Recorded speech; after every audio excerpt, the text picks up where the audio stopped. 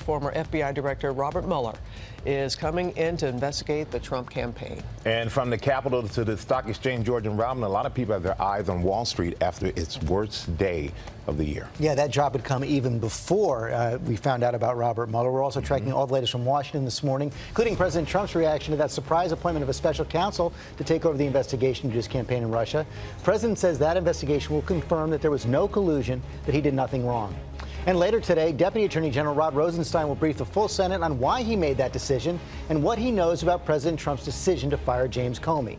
As for Comey, he's been invited to speak to both the Senate Judiciary and House Oversight Committees. I'm going to speak to the chairman of that committee in a moment. So we begin with Mueller taking over the Russia investigation. He has a long history with the FBI. He served as director from 2001 to 2013, beginning his first term a week before the September 11th attacks. He was confirmed unanimously under both President George W. Bush and President Obama. Now, when he retired in 2013, he was the second longest serving FBI director behind J. Edgar Hoover. Well respected by Democrats and Republicans. Our team of reporters covering all the fallout from that game-changing announcement. Senior Justice Correspondent Pierre Thomas starts us off. Good morning, Pierre. George, good morning. It's been a stunning week and a stunning 24 hours with events that have potentially enormous implications for the White House. Now, word of a special counsel to investigate whether there was collusion between the Trump campaign and the Russians. The dramatic announcement: there will be a special counsel investigating those with ties to President Trump. The man leading this new investigation, Bob Mueller, a former FBI director, in some ways a unique figure in Washington. Last confirmed by the Senate 100-0. His prestigious 10-year appointment as FBI director extended by an additional 2 years.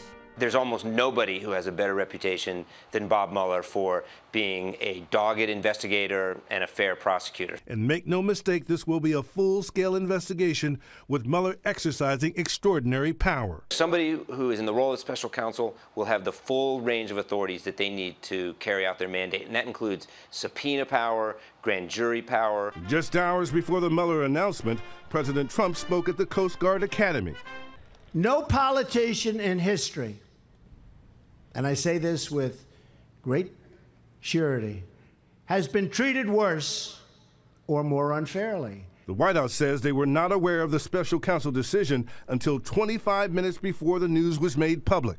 Deputy Attorney General Rod Rosenstein, who took over the investigation after Attorney General Jeff Sessions recused himself, took the dramatic step of appointing Mueller, writing, "Based upon the unique circumstances, the public interest requires me to place this investigation under the authority of a person who exercises a degree of independence from the normal chain of command. A special counsel is necessary in order for the American people to have full confidence in the outcome."